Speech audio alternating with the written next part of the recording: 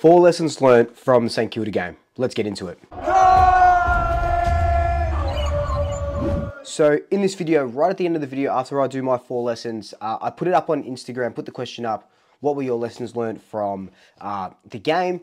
I've got, I think, 9 or 10 responses. I've got a lot more responses. I picked 9 or 10 of my favorites, and they'll be at the end of the video. So thank you for doing that. So stick around for that. But let's get into my lesson. So the first one, which is actually a positive, which is really nice.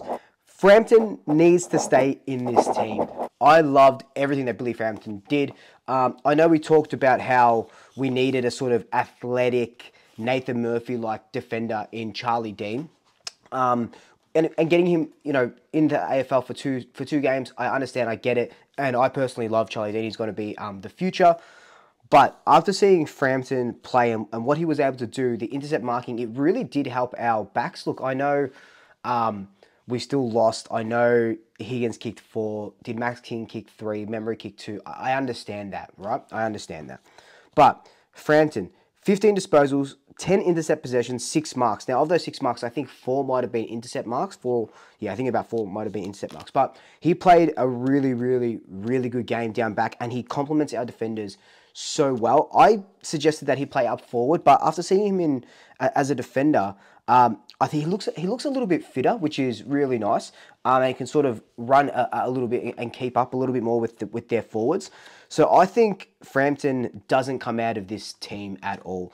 And I think we really do need him in. And maybe, I don't know, this is crazy, but maybe with Frampton down back, you can, if you want to, send Darcy Moore up forward if the opportunity presents itself. Not that I want Darcy Moore to stay forward, but if the opportunity presents itself, at least you have Frampton down back holding it. Maybe when Murphy comes back into the side, you can maybe chuck Darcy Moore up forward. But I think Frampton, well, McRae said that was his best game for the club, and I definitely believe so. And incredible. That is my first lesson. Frampton needs to be in this side. The second thing I learned from this game is that there's no magic secret switch to flick. Now, all week we've been hearing, we'll flick the switch. And Braden Maynard at the end of the game in the room said, we'll flick the switch and we'll be okay. And I believed that. I was a believer of, yeah, cool. Okay, we've been down the last 2 games. Let's just let's just flick it and get going and we'll be okay. But that St Kilda game proved that there isn't a flick to switch. There isn't a switch to flick because we just looked like down and out, really. Like we had patches of where we were good, where we were the old Collingwood, and more so than the last 2 games. The game against St Kilda, we played better than the last, than the Sydney game and the Giants game. We played really well, okay? But doing it in patches is one thing. Doing it for a full game is another thing. And you can't tell me that they're only flicking a switch for 5 to 10 minutes at a time. We started off great. We kicked 4 goals in a row in that second quarter, and then the fourth quarter a little bit. But then in that third quarter, we let St Kilda just absolutely dominate us after we had such a good ending to our half. And I just don't believe that with seeing that our hunger is gone, because that's what it is. The hunger looks gone. Only a couple of players can sort of hold their head up high for hunger and for pressure. Bro McCreary being absolutely one of them. Lockie Schultz, another one as well. The hunger is gone, and I talked a lot about this in my review of the game. But with that gone, we can't flick a switch because the old Collingwood I say old Collingwood, it was only last year. That's so sad. Last year's Collingwood team could, 2022 Collingwood's team could, but there is just no desire, and you need desire, you need care, and you need hunger to be able to flick a switch and go, you know what? Let's go. Let's absolutely pull this game by the scruff of their neck and let's go. Let's kick 10 unanswered goals or something like that. The third thing I learned from this game was that Reef forward worked really well, and that could be a really good sign for what our forward line looks going forward. He kicked 3 goals, did a couple of really nice things, but the one thing I liked about Reef, I said even if he kicks 1 or 2 goals would be nice, was he was one of those guys that showed hunger. Why? Because he came into the team and he knew that his opportunity was there to grasp with 2 hands, and he needed to put on a show to keep himself in that forward line. And that's a really big indicator of the other players who might be like, oh, there's no one else to sort of really come. There's no pressure from the twos. I can just go about my business because I know I'm not going to get dropped. Ash Johnson got dropped. Bang, Reef comes in, 3 goals. Reef won't be out of this side for a very long time now. He looks kind of like Billy Frampton. He looks fitter. He looks bigger as well. Deceptively tall, deceptively quick.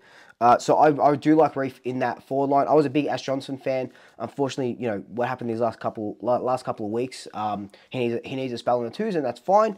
But Reef coming in, and, you know, Jamie Elliott, he was another one that fought all game. Lockie Schultz. So the forward line is starting to work a little bit. Needs better entries from the midfield.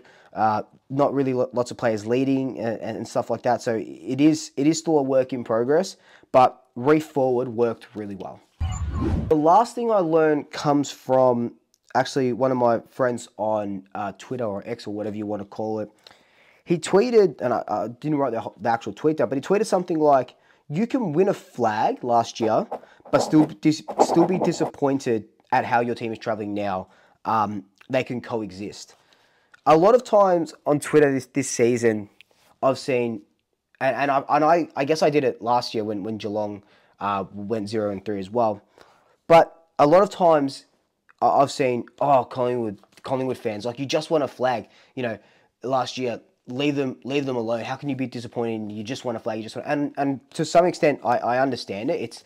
It's champagne problems, as Taylor Swift would say. But those two feelings can coexist, right? Yes, we won a flag, and we are so grateful for that flag, and we partied hard after that flag, and it was incredible, amazing, beautiful. But we're 0-3 now, and we're frustrated, we're disappointed. We can see that the lack of hunger, the lack of fight from the Pies after winning a flag 4 games ago, it's very, very, very disappointing.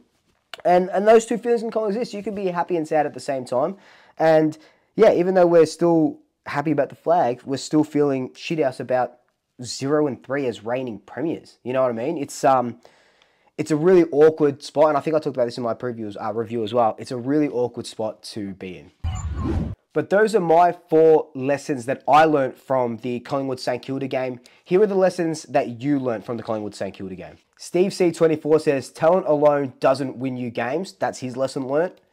Ben Cooper says that Billy Frampton needs to stay in the side every week, and there was a lot of Billy Frampton love. Youngie Jack 7 says lack of energy and effort in and around the contest was there for all to see. No effort, no reward. That's a big lesson. Lex Robb says Schultz is a great player, especially with the 1%ers, and we kind of talked about him before. Schultz was one that, you know, might not be on the scoreboard a lot, but we brought him in for his defensive efforts in the forward line, and that's exactly what he's giving us. Bunga Armstrong says, Darcy Moore's attack can often mean his fellow back members get caught out, and that's why we do miss Nathan Murphy a lot, because he can mitigate that down back. Kodioski says that our slingshot game plan has gone out the window. Eyes are trailing, I really like this one, says, progress isn't always linear.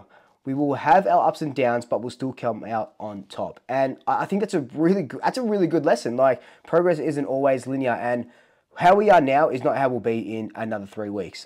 We've been seeing slight improvements, and we will definitely improve in the next couple of weeks. Adrian_Din 1993. We don't have a plan B when opposite teams challenge us. And Shane J Simpson says Reef is a gun. Fire emoji. Black white circle emojis. Now, there was a lot of love for Reef, and a lot of people loving him and learning that he has a place in our forward line, which is amazing. But those were your lessons that you learned. Thank you for everyone for submitting it. If you have any more lessons, leave them down in the comments below. But until then, like, comment, subscribe, tell your family, tell your friends, tell your pets, and until next time, double shackers. I'll see you later.